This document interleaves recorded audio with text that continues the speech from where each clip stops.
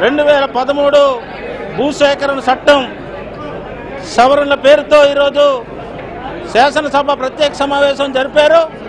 ఇది పూర్తిగా ప్రతిపక్షాలని అభిప్రాయం తెలుసుకోకుండా వెంటనే మూజువాణి ఓటింగ్తో ఆమోదింపచేసేది చాలా అన్యాయం. ఎందుకంటే ఒక పక్కన రైతాంగం, మిర్చి పండిన రైతాంగం ఇవాళ అల్లకొల్లాలమై మొత్తం ఆత్మహత్యలు చేస్తుంటే ఆ అంశం లేదు. ఇవాళ భూసేకరణ గురించి సిపిఎం పార్టీ మొదటి నుంచి కేంద్రంలో తీసుకొచ్చిన భూసేకరణ చట్టం యథాతథంగా కంగుళం కూడా తేడా లేకుండా అమలు జరపాలని మేము డిమాండ్ చేస్తున్నాం.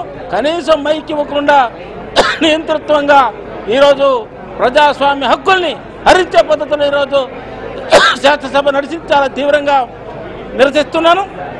భూసేకరణ చట్టం 2013 యథాతథంగా అమలు జరపాలి తప్ప ఈ భూసి చేసేయడం కుదరదు.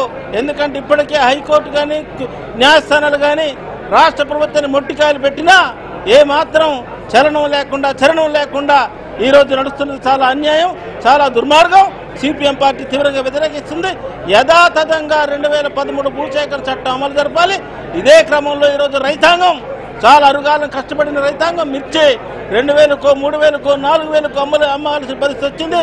ఖమ్మం మార్కెట్లో మొన్న ఎవరికి వాళ్లే రైతులు వచ్చి స్వచ్ఛందంగా వచ్చి తమ పంటలు కొనకపోతే వ్యాపారస్తులు ప్రభుత్వం కుమ్మకైతే దానికి నిరసనగా చేశారు. ఆ అంశం కూడా మాట్లాడడానికి అవకాశం లేకుండా చాలా దుర్మార్గంగా, అన్యాయంగా, అక్రమంగా ఈరోజు ఏకపక్షంగా తీసుకున్న దాన్ని సిపిఎం పార్టీ తీవ్రంగా ఖండిస్తుంది.